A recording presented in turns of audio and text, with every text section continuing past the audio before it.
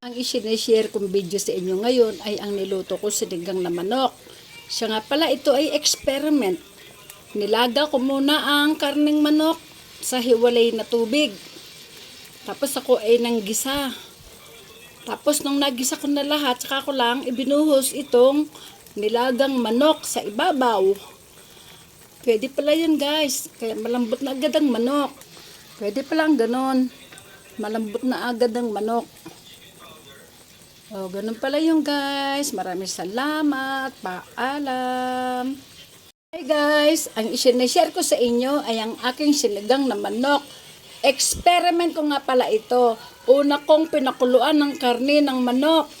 Tsaka ako nang gisa ng may kumpletong sangkap, may gulay, lahat. Doon ko lang ibinuhos ang karneng manok na nakalaga na.